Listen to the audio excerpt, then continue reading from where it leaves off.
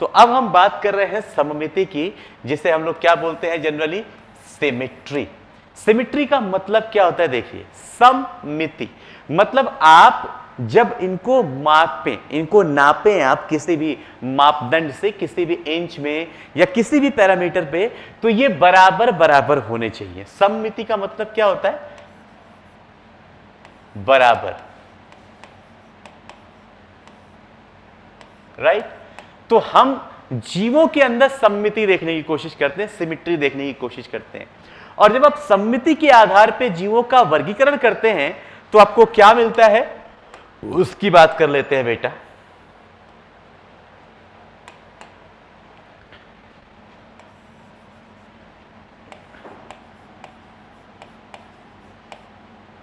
सममिति के आधार पे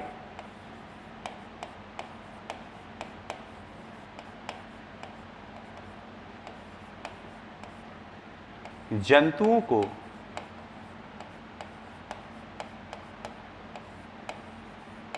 तीन श्रेणियों में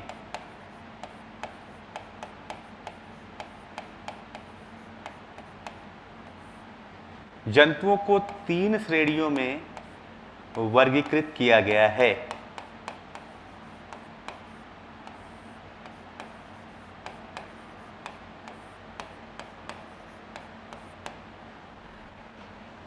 कितनी श्रेणियों में भैया, तीन श्रेणियों में वर्गीकृत किया गया है। अब वो श्रेणियां कौन कौन सी है वो फटाफट देख लेते हैं।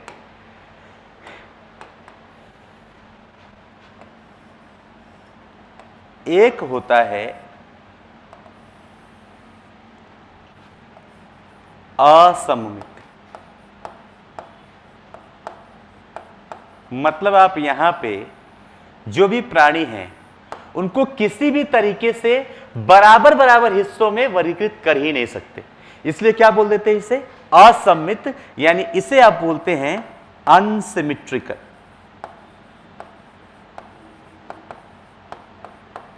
या एसिमेट्रिकल, राइट। यहां पे जो है, यहां पे आपको मिलेगी सममिति, लेकिन जो सममिति आती है, जहां पे सिमेट्री आती है, इस सिमेट्री को भी हम दो पार्ट में डिवाइड कर देते हैं। बच्चा जरा देखना और समझने की कोशिश करना। ओवरऑल तीन टाइप बताया मैंने, यहां पे दो प्रकार, एक आता है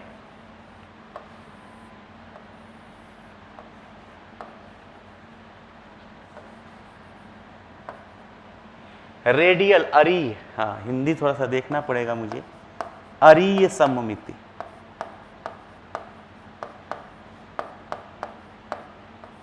रेडियल सममिति, और दूसरा आता है द्विपार्श्व सम्मति।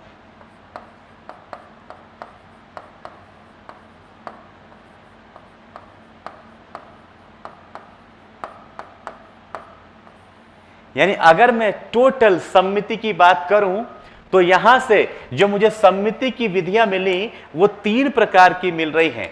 अब देखना, एक ये हो गया आपका पहला वाला जिसे आप बोल रहे हैं असममिति, फर्स्ट वन। दूसरा मुझे मिला बेटा ये जो है सेकेंड वैरायटी अरीय सममिति, और तीसरा मुझे मिलता है ये थर्ड वैरायटी द्विपार्श्व सममिति। अगर आप ये तीनों वैरायटी देख पा रहे हैं तो अब इन तीनों वैरायटियों में हम कैसे वर्गीकृत करते हैं संपूर्ण जंतु जगत को, वो बात करनी है हमें। और मैंने बोला था कि आप जब भी ये देखना, एक चीज आप याद कर लेना कि आपको 1 नंबर से 11 नंबर तक जो संघों का नाम है उसका सीक्वेंस क्या है, किस सीरीज में हमने रखा है। जैसे ही हम उस सीक्वेंस को ध्यान में रख के यहां पे वर्गीकृत करने जाते हैं, बहुत ध्यान से देखना, असममिति असिमेट्रिकल जो है या एसिमेट्रिकल जो है वो आता है फाइलम जो सबसे पहला फाइलम होता है। कौन से हमने शुरुआत की थी भैया, कहां से शुरुआत की थी, यानी असममिति के अंदर आप देखोगे तो यहां पे आपको मिलता है पोरीफेरा, सबसे पहला फाइलम पोरीफेरा, इसके जंतुओं को आप किसी भी तरीके से बराबर बराबर हिस्सों में नहीं बांट सकते। इनकी संरचना ऐसी है कि आप उनको ऊर्ध्वाधर या क्षैतिज किसी भी तरीके से अगर कट करते हैं, कोई भी इनकी काट लेते हैं, तो आप किसी भी काट की मदद से इनको दो बराबर हिस्सों में नहीं बांट सकते। ऐसे जीवों को आप बोलते हैं असममित जीव, जिनमें आते हैं आपके पोरीफेरा। क्लियर भैया? दूसरा मैंने क्या बोला?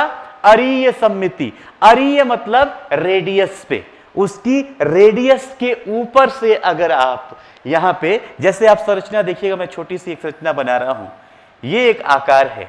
अब इसके केंद्र से इसकी कोई भी एक रेडियस आप पास कर दीजिए, जितनी भी रेडियस पार करेंगे इसके केंद्र से होके जाने वाली, वो सब इस संरचना को बराबर बराबर हिस्सों में बांटेगी। यानी केंद्र से होके गुजरने वाली लाइन जो कहीं से भी किसी भी अक्ष पे घूमे, केंद्र से अगर जा रही है तो वो बराबर बराबर हिस्सों में बट रही है, उसे बोलते हैं अरीय सममिति। क्या बोल देते हैं? अरीय सममिति। द्विपार्श्व सममिति क्या होगा भैया?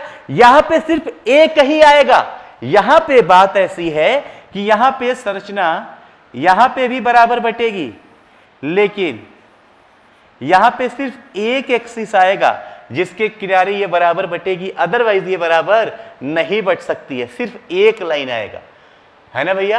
क्या आएगा? सिर्फ एक लाइन आएगा। इसलिए हम इसे क्या बोल देते हैं? इसे बोल देते हैं हम बाइलेटरल। क्या बोल देते हैं? बाइलेटरल। देखो जरा,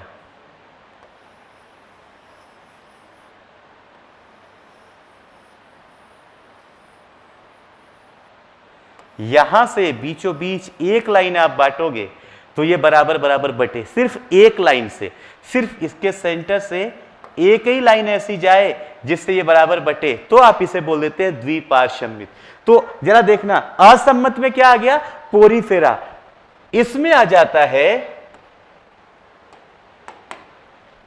अरीय में। पोरीफेरा के बाद क्या आते हैं? सिलेंट्रेटा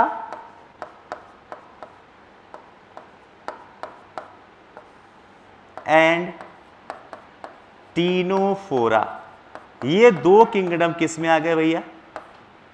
अरीय सममित में। द्विपार्श्व सममित में क्या आते हैं?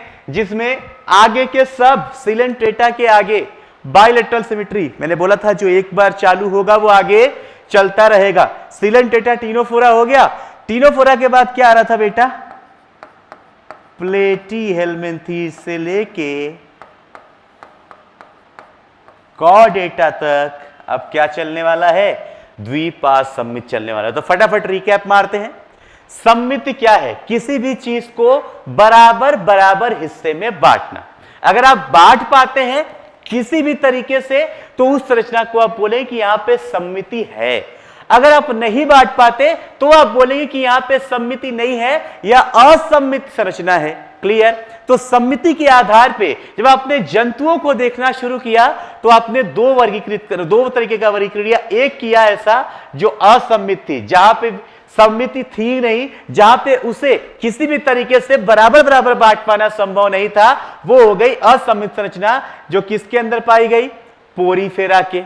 फिर हमने जब सममित देखा तो समझ में आया कि एक तो ऐसा है कि उसके केंद्र से किसी भी डायरेक्शन में केंद्र से आनी चाहिए बस। अगर आपने वो पार कर दी, इसकी परिधि को काट दिया बराबर, तो वो बाकी सब हिस्से जितने भी आप इसके देख रहे हैं, इसकी त्रिज्या के ऊपर से चला गया अगर वो रास्ता, तो वो बराबर भागों में बांटेगा। उसे आपने कह दिया अरीय। लेकिन यहां पे सिर्फ एक जगह से बराबर बटे, तो इसे आपने क्या कर दिया? द्विपार्श्व। मैंने क्या बोला? अरीय के अंदर सिलेंट्रेटा टीनोफोरा, द्विपार्श्व में प्लेटीहेल्मिन्थेस एंड कॉर्डेटा। जरा देख लीजिए किताबी भाषा में क्या लिख रहे हैं। जरा किताबी भाषा देख लो भैया क्या लिख रहे हैं। किताबी भाषा रही ये, यहां पे सममित में लिख दिया गया डायरेक्टली कि भाई दो प्रकार की सममिति हो सकती है। एक हो सकती है अरीय सममित और दूसरी हो सकती है द्विपार्श्व सममित। हाँ या ना भैया? बिल्कुल, आप लोग साथ साथ देखते रहे, मिल जाएगा। अरीय को बोल दिया इन्होंने रेडियल, तो ये पहली वैरायटी, द्विपार्श्व हो गया दूसरी वैरायटी, और एक तो असम्मित हम पहले ही पढ़ चुके। यहां शरीर को केंद्र की अक्ष से गुजरने वाली कोई भी रेखा ध्यान दे, यही इंपॉर्टेंट है और यहीं से गलती होगी। यहां पे उसके केंद्रीय अक्ष से गुजरने वाली कोई भी रेखा, एक ही रेखा, मतलब ऐसा नहीं कि एक सिर्फ एक ही जगह ना, बस उसके केंद्र से गुजर जाए कोई भी रेखा, तो खड़े तलद्ध शरीर को दो समरूप में बांट सकती है। मतलब बराबर बराबर जाए तो दो राइट में बांट दे, उसे आप बोल रहे हैं क्या? अरिसम्मिति। देखो जरा क्या लिखा, निडेरिया टीनोफोरा और इकाइनोडर्मेटा वयस्क। मैं इस पे अलग से चर्चा करूंगा, बट यहां पे दिया है तो हम इसको बहुत अच्छे से पढ़ लेते हैं। यहां पे लिखा है भैया 3 इकाइनोडर्मेटा वयस्क। मैं अभी इसके ऊपर आऊंगा। क्लियर? पहले अपना पुराना जो पैटर्न हमने जिस हिसाब से पढ़ा है, पहले उस पैटर्न को कर लें। दूसरा क्या लिख रहे हैं? द्विपार्श्व सममिति। यहां प्राणी के शरीर को किसी एक ही तल के द्वारा, यह इंपॉर्टेंट है, वहां पे उसके केंद्र से गुजरने वाली कोई भी रेखा, और यहां पे एक ही तल द्वारा दो समरूप भागों में बांट रहे हैं। एक ही तल के द्वारा दो समरूप भागों में बांट रहे हैं, तो क्या बोल दिया आपने? बाइलेटरल प्लेटीहेल्मिन्थेस से कार्डेटा। एग्जाम्पल तो सीधा सीधा याद हो गया। आइए जरा एक बार लास्ट पेज पे चलते हैं। नहीं, उसके पहले वो मसाला बता दूं जो आपको एग्जाम में आना है। देखो भैया, सममित की इतनी संरचनाएं पढ़ ली, लेकिन एग्जाम में कुछ नहीं आएगा। एग्जाम में क्वेश्चन एक ही आएगा भैया, वो समझ लीजिए। एग्जाम में आएगा इकाइनोडर्मेटा, है ना। यहां पे सममिति वाले केस में जो सबसे इंपॉर्टेंट है वो यही हो जाते हैं। कौन? इकाइनोडर्मेटा। जब आप इकाइनोडर्मेटा को देखते हो बेटा, तो आपने अभी जो पैटर्न सीखा है, वो क्या सीखा है? मुझे लिखना ही पड़ेगा लग रहा है एक बार। चलो लिख लेते हैं, कोई बात नहीं। हमने जो पैटर्न सीखा है भैया, वो क्या सीखा लाला? देख, हमने बोला कि सर यहां से शुरू करेंगे Porifera, Coelenterata, Ctenophora, Platyhelminthes, Aschelminthes, Annelida, Arthropoda, Mollusca, Echinodermata,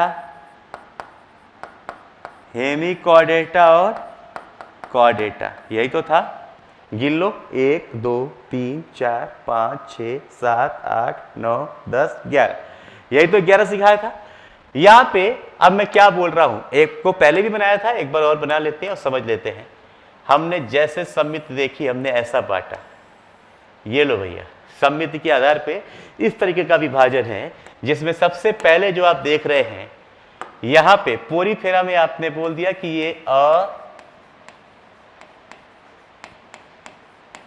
ये असम्मित है। सिलेंट्रेटा में आपने बोल दिया कि यह अरीय सम्मित है, मतलब यहां से सममिति पाई जा रही है, यह अरीय सम्मित है। और इसके नीचे जो कुछ भी है आपने बोला ये द्विपार्श्व सम्मित है। बहुत बढ़िया है, और ऐसा ही याद करना है, इसी तरीके से याद करना है, बिना भटके हुए। एंड रिजल्ट यही है, इस पूरी कहानी का जो एंड रिजल्ट है भैया वो ये है। बट इस कहानी में एक सवाल है जो आपको बार बार पूछा जाएगा, ये तो आपको याद हो जाएगा बड़े आराम से कि हाँ, असमित, अरिसमित, द्विपार्श्व सम्मित। वो बार बार एग्जामिनर खेलेगा एक सवाल पे, वो बोलेगा इकाइनोडर्मेटा बताओ। वो क्या बोलेगा भैया? इकाइनोडर्मेटा बताओ। क्योंकि यहां पे जो लिखा है ना वो बिल्कुल सही लिखा है। इसके ऊपर भरोसा रखना कि ये जो लिखा हुआ है बिल्कुल सही है। बस यहां पे एक लफड़ा आ जाता है इस जगह पे, इकाइनोडर्मेटा पे। और इसीलिए इकाइनोडर्मेटा परीक्षा के लिए सबसे महत्वपूर्ण है सममिति के हिसाब से देखा जाए तो, क्योंकि इकाइनोडर्मेटा में दो चीजें हैं। देखो भैया, यहां पे एक होगा भ्रूणीय अवस्था, भ्रूण में क्या है, वयस्क में क्या है, यहां पे ये मामला अलग अलग हो जाता है। भ्रूण में क्या है, वयस्क में क्या है। मैं एक काम करता हूं, यहीं पे लिख देता हूं, वयस्क को हम लोग क्या लिखते हैं, एडल्ट। है ना, इसको भ्रूण ना लिख के, हाँ इसको भ्रूण लिखना ठीक नहीं है, एम्ब्रायो नहीं है ये लार्वा है।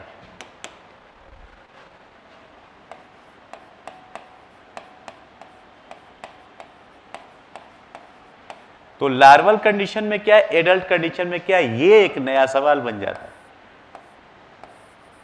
ये एक नया सवाल बन जाता है इसलिए क्योंकि इसके लार्वा के अंदर अलग है और वयस्क के अंदर अलग है, इसलिए ये सवाल इंपॉर्टेंट हो जाता है। तो मैं आपको एक तरीका बता रहा हूं भैया, सुन लो, याद हो जाएगा एक बार में, कभी गलत नहीं होगा। आप लोगों के बायोलॉजी में एक वैरायटी ऑफ क्वेश्चन आता है जिसे आप बोलते हो assertion reason, AR type question, समझ गए ना, बोलते हैं ना AR। यहां पे AR का मतलब, A का मतलब है एडल्ट और R का मतलब है रेडियल। अब जब भी जीवन में AR सुनोगे तो एक बार तो ये याद आएगा कि यार A फॉर एडल्ट और R फॉर रेडियल, मतलब यहां पे अरीय सममिति है, ये रेडियल सिमेट्री वाला है। कहां पे, वयस्क के अंदर, और लार्वा के अंदर हमेशा पाया जाएगा द्विपार्श्वी। द्विपार्श्वी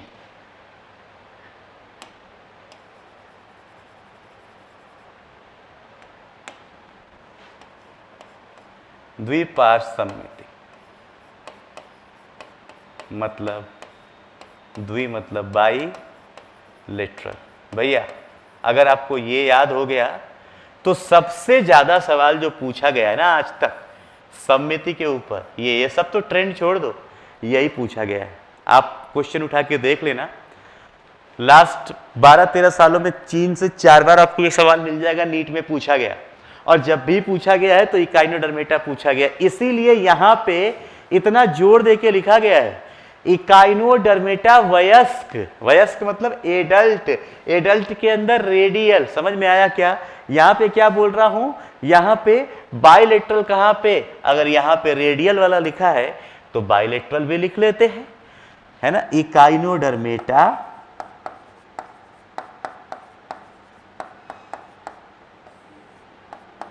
लार्वा,